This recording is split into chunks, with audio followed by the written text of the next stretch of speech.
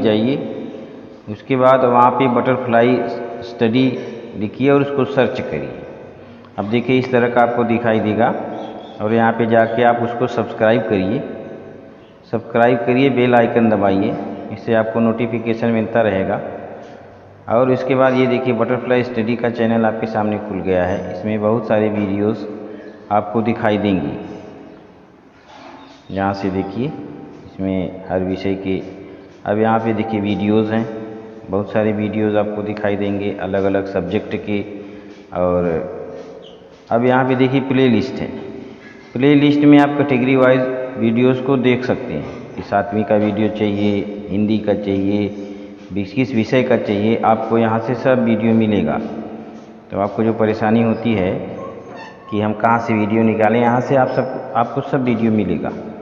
यहाँ से जाके आप सभी वीडियो प्राप्त कर सकते हैं और अपनी पढ़ाई आगे जारी रख सकते हैं। अब आ जाइए होम चैनल पे।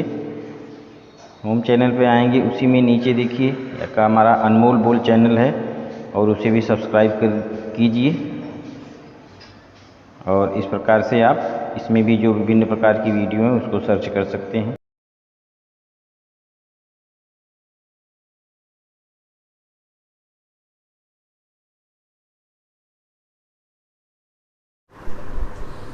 नमस्कार, हमारे YouTube चैनल बटरफ्लाई स्टडी में आप सभी का स्वागत है। आज हम कक्षा 8वीं के गणित विषय में घन तथा घनमूल सीखेंगे। यहाँ पर हम देखते हैं किसी एक संख्या को 3 बार लेकर गुणा करने पर प्राप्त गुणनफल उस संख्या का घन होता है। उदाहरण के लिए 6 × 6 × 6 बराबर 6⁻³ अर्थात 216 होता है। हमने 216 यह संख्या 6 का घन है। परिमेय संख्या का घन ज्ञात करना। 17 का घन ज्ञात कीजिए। 17⁻³ बराबर 17 × 17 × 17 4913। ऋण 6 का घन कीजिए तो ऋणात्मक संख्या आएगी। और 2/5 का घन कीजिए तो ऊपर 2 × 2 × 2 करेंगे। 2/5 का घन बराबर 2/5 × 2/5 × 2/5 तो 2 दूनी 4 दूनी 8 और 5 × 5 = 25 × 125 ऋण 8/125। इसी प्रकार से इन संख्याओं का घन करेंगे। यहाँ लिखा हुआ दिमाग चलाएं। चलो दिमाग चलाओ। उदाहरण 1 में 17 यह संख्या धन संख्या है। इस संख्या का घन 4913 भी धन संख्या है। उदाहरण 2 में ऋण 6 इस संख्या का घन ऋण 216 है। कुछ धन तथा ऋण संख्या लेकर उसका घन करके देखो, उसे संख्या का चिन्ह और उस संख्या का घन चिन्ह इसमें कौन सा संबंध प्राप्त होता है, इसका अध्ययन कीजिए। उदाहरण 4 और 5 में दी गई संख्या में दशमलव चिन्ह के पश्चात आने वाले अंकों की संख्या और संख्याओं के घन में दशमलव चिन्ह के पश्चात आने वाले अंकों की संख्या में परस्पर कौन सा संबंध ध्यान में आता है। घनमूल ज्ञात करना। किस प्रकार से घनमूल ज्ञात करेंगे। दी गई संख्याओं का अभाज्य गुणनखंड पद्धति से वर्गमूल ज्ञात करना हमने देखा है, उसी पद्धति से घनमूल भी ज्ञात करेंगे। 216 का घनमूल ज्ञात कीजिए। सर्वप्रथम 216 के अभाज्य गुणनखंड ज्ञात करने होंगे। 216 का गुणनखंड ज्ञात करेंगे। 2 × 2 × 2 3 × 3 × 3 तो 2 3 बार आया है और 3 3 बार आया है। 3 तथा 2 यह गुणनखंड 3 बार आता है, इसलिए एक एक बार लेकर समूह बनाइए। 216 बराबर 2 × 3 × 2 3 × 2 3 × 2 तो 3 × 2 का घात 3 यानी 6 3 दूनी 6 6 का घात 3 तो ये हो गया 201 कड़ी में 216 का घन अर्थात 6 अर्थात 216 का 1/3 घातांक बराबर 6। अब हम शुरुआत करेंगे। प्रश्न संग्रह 3 के प्रश्नों को हल करना है। निम्न संख्याओं के घनमूल ज्ञात कीजिए। अभी उदाहरण द्वारा बताया गया कि इन संख्याओं का हम पहले गुणनखंड ज्ञात करेंगे। 8729 343 ऋण 512 और ऋण 2744 32778। निम्न संख्याओं के घनमूल ज्ञात कीजिए। 8000 हल करेंगे। 8000 का घनमूल ज्ञात करने के लिए सर्वप्रथम 8000 का अभाज्य गुणनखंड ज्ञात करेंगे। 8000 का अभाज्य गुणनखंड 20 × 20 × 20 बराबर 20⁻³ 8000 बराबर 20 × 20 × 20 ये हो गया 20⁻³ तो 8000 का घनमूल बराबर 20। दूसरा सवाल है 729 हल करने के लिए 729 का घनमूल ज्ञात करने के लिए सर्वप्रथम 729 का अभाज्य गुणनखंड ज्ञात करेंगे। 729 का अभाज्य गुणनखंड 9 × 9 × 9 यानी 9⁻³ 729 बराबर 9 × 9 × 9 यानी 9⁻³ तो 729 का घन करनी में घनमूल का घनमूल बराबर 9। तीसरा सवाल है 343। 343 का घनमूल ज्ञात करने के लिए सर्वप्रथम 343 का आभाज्य गुणनखंड ज्ञात करना पड़ेगा। 343 7 × 7 × 7 बराबर 7 घातीय 3। 343 बराबर 7 × 7 × 7 ये हो गया बराबर 7 घातीय 3। गाड़ी में 3 यानी 343 का घनमूल बराबर 7। तो चूँकि ये अगला है चौथा ऋण 512। इसका हमको अभाज्य गुणनखंड ज्ञात करना है 512 का। ऋण 500 बराबर 12 बराबर ऋण 8 गुणे ऋण 8 गुणे ऋण 8 बराबर ऋण 8 घातीय 3। ऋण 500 बराबर ऋण 8 गुणे ऋण 8 गुणे ऋण 8 बराबर ऋण 8 घातीय 3। करड़ी में मैं ऋण 512 का घनमूल ज्ञात करना है। √3 बराबर ऋण 8 इसका घनमूल हो गया ऋण 8 512 का।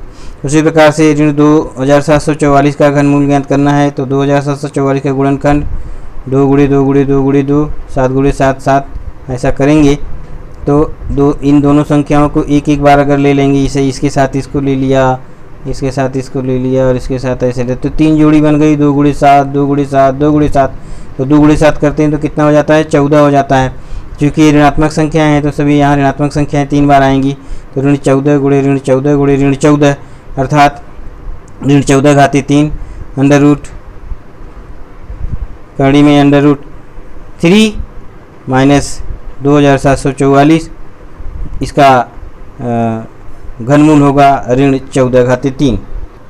छठा सवाल है 32,768 का हमको गुणनखंड ज्ञात करना है। तो इसका गुणनखंड 2 × 2 × 2 × 2 2 × 2 × 2 2 × 2 × 2 2 × 2 × 2 2 × 2 × 2 ये ऐसे हो गया। तो इसको हम अगर इस प्रकार से करते हैं तो 2 दूनी 4 दूनी 8 दूनी 16 दूनी 32 यहाँ हो गया। 2 दूनी 4 दूनी 8 दूनी 16 दूनी 32 यहाँ हो गया। 2 दूनी 4 दूनी 8 दूनी 16 दूनी 32 यहाँ हो गया। तो 32 का कितनी बार आया 32 × 32 × 32। तो अगर हम इसको करते हैं तो 32,768 का गुणनखंड 32 × 32 × 32 ये हो गया 32 घातीय 3। तो करणी में 3268 का घनमूल अंडर रूट करणी में √3 32,768 बराबर 32 माने 32,768 का घनमूल 32 होता है। हल कीजिए। दूसरा सवाल है अब इस तरह से लिखा हुआ अंडर रूट करणी में 27/125। अब इन दोनों संख्याओं को जो आंसर और हर में दिए गए दोनों संख्याओं का घनमूल ज्ञात करना है। तो इसको हम बटे में ही ऊपर नीचे लिंक करेंगे। पहले हम 27 का घनमूल ज्ञात करेंगे इस प्रकार लिखते हुए। सूत्र ये है जो हमको घातांक का सूत्र दिया गया था। सूत्र ये है a/b घाते m बराबर a घाते m बटा b घाते m। तो उसी सूत्र के अनुसार इसको ऊपर नीचे करके लिखना है। 27 तो हो गया ये और यहाँ पे 125 इसके बाद करणी में ये 3 घाते 3 इसका वर्गमूल 27 का वर्गमूल 3 यानी 3 घाते 3 और 125 का वर्गमूल 5 यानी 5 घाते 3। तो इसका उत्तर हो गया 3/5।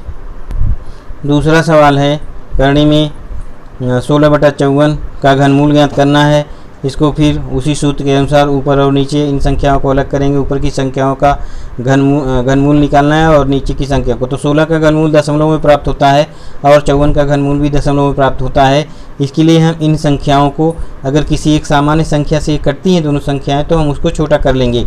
जैसे 2 से भाग देने पर 16 में 8 आता है और 54 से भाग देने पर यहाँ 27 आता है। अब हम इसका घनमूल जब निकालेंगे तो हमें पूर्णांक संख्या प्राप्त होगी। घनमूल जो है एक पूर्णांक संख्या के रूप में प्राप्त होगी।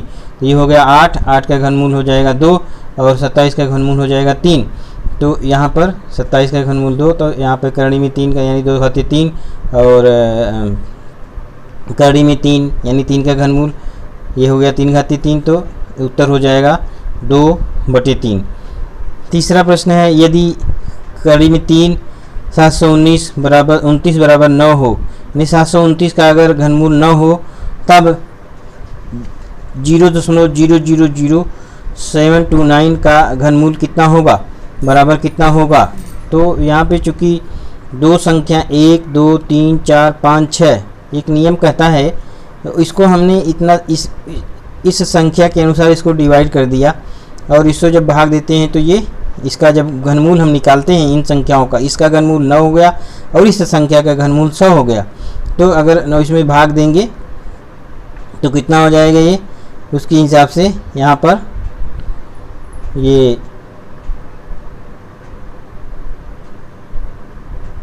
हो गया 0.09।